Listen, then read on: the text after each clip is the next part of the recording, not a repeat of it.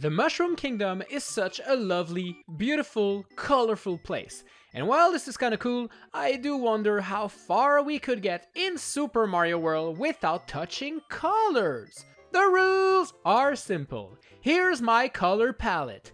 Every time I touch one of these colors, it gets eliminated. And if I run out of colors before I finish the game, then I lose the challenge. Will we be able to beat this game? Let's find out. Our challenge actually begins right as we hit the start game option, because Mario spawns on the grass.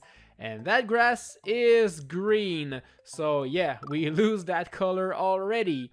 Typically, I don't consider cutscenes to count for this challenge, but here's the truth. We can actually move and jump before this text box appears. So this part here wasn't a cutscene in the first place, it's gameplay! So yeah, we're definitely losing the color now. Oh, and by the way, I'm also not counting the colors I touch on the world map, because that would be kind of a boring rule.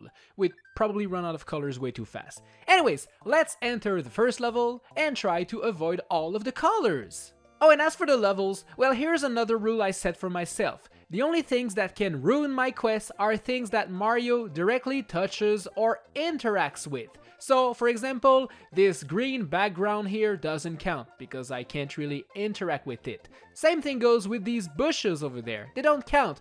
But you see this red apple here? Well, Yoshi can actually eat those, so they do count. I have to avoid them.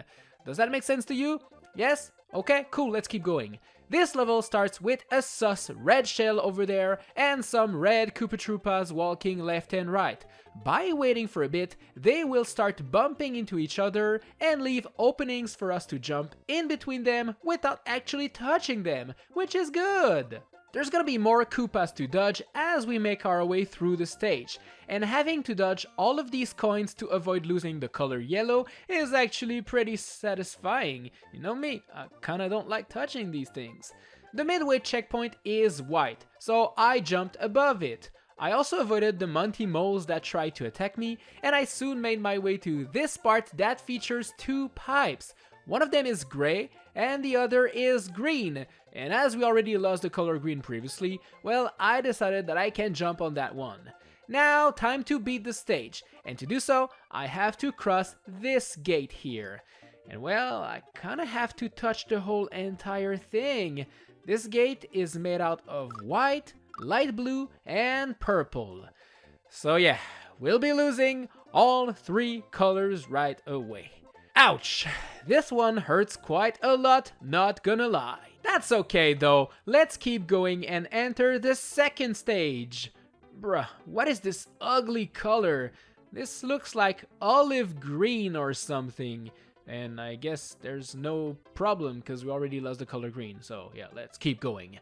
Now we have to use these rotating platforms in order to reach the next part of the stage.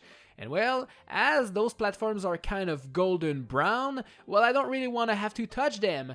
But yeah, the truth is, I kind of have to. I tried to make this jump on my own, but it's no use. I just can't make it across. Guess it's time to wave goodbye to the color brown. Oh boy. Look what awaits us on the other side of that brown platform. Accordion blocks. Yellow ones to be precise.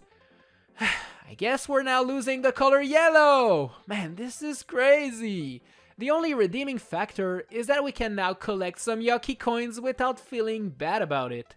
Thankfully, the rest of this level is just more brown platforms, yellow blocks, and a few white floating boards, so no new colors have to be lost for now.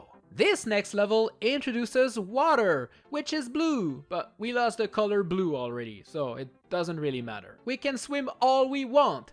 This level features a bunch of floating green platforms, but no new colors were found in this stage, so I quickly beat it. We are about to enter Iggy's castle, and obviously this level won't be about us walking in grass. I have a feeling we might be losing a couple new colors there. Let's hope not. Well, I don't know about you guys, but I'm pretty sure this floor here is actually gray. Yeah, that was a color we still had. I guess we don't anymore. Sadly, this is not all that we'll lose, because we also have to jump on those fences up there if we want to make it through the stage to avoid falling in the lava. This means that Mario needs to hold onto the black fences, forcing us to lose that color. And I guess we also have to touch the border of those fences to get to the black part. And that border is pink. So yeah, those two colors are gone now. The rest of the castle wasn't too difficult, thankfully, but with only the color red and orange left in my inventory of colors, things are not looking really good. And well, I think I am cursed. We have to enter this big red door in order to fight the boss. Obviously, you know what's about to happen. We're losing the gosh dang color again! At least the boss has white hair, so I made sure to jump on that part of him cause his face is orange, our last color. I truly don't want to touch that yucky face.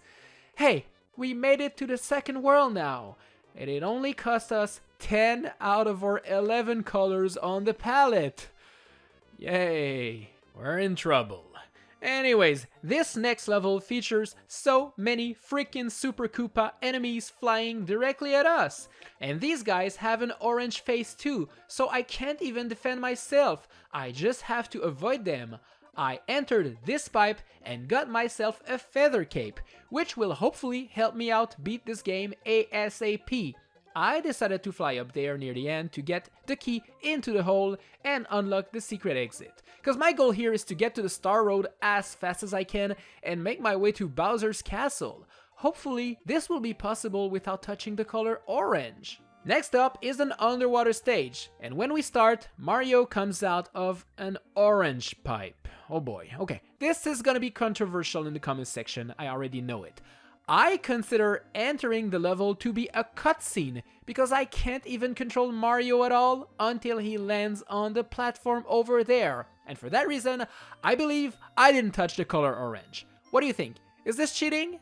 Huh? Tell me. Let me know. Anyways, the rest of the level wasn't too bad. And once again, I had to get the key to get through the secret exit.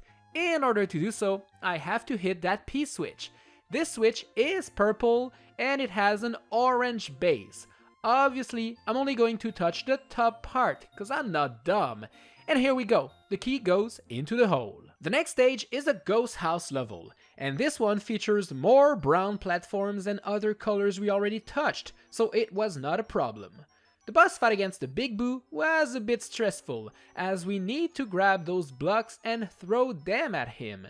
But when we grab the blocks, they start flashing a bunch of colors, and I actually paused the game many times in order to see all of the different colors this block can take. It can be yellow, can be blue, can be gray, but it's never orange. Whew, that's a relief. Alright, with this guy dead, we can now make our way to the Star Road. Star Road 1 was very simple, as all we need to do is to spin jump over there and dig a tunnel to get the key. Star Road 2 takes place underwater, and well, this level is ugly as heck with the lime green walls and floors. What were they thinking when they chose this color? At least it's not orange, so we're good. Star Road 3 was scary. It features an orange Lakitu that throws orange spinies our way. Oh heck nah, I don't want to mess with these guys. Luckily for us, all we have to do to escape this place is to fly up there and get the key. It took me a few tries because I was stressed out, but I managed to do it. Star Road 4 features a crap ton of flying Koopa Troopas with their orange face that we need to dodge, but it wasn't too difficult. I used my feather cape to slowly glide down to the key, and there we go. The Star Road is done, and we can get into this star portal that will bring us straight to Bowser's castle. Oh heck yeah! It's time for the final level. And this one features 8 doors with 8 different challenges, but we only need to beat 2 to get to the final part. I picked the easiest doors possible, and the ones that contain no orange. I then made my way to this dark part here and bumped on that red block to get some light. Those Mecha Koopas are pretty orange, so I made sure to avoid touching them. Alright, let's enter the red door, and it's time to fight the final boss, Bowser. But wait a minute, I just realized something. if we want to defeat Bowser, we have to throw some Mecha Koopas at him. That means grabbing them and touching the color orange, the final color we had. Oh, I mean, look at Mario. There is no doubt he's touching the color orange while holding those robotic dudes. I can't believe it. This is crazy. We lost! This was our final color and it's gone now. I am devastated. Is it possible to beat Super Mario World without touching colors? No, it isn't. We actually had 11 different colors in stock, but we had to get rid of 10 just to beat the first world. We managed to get quite far without touching the final color orange, but this fight against Bowser requires us to touch it.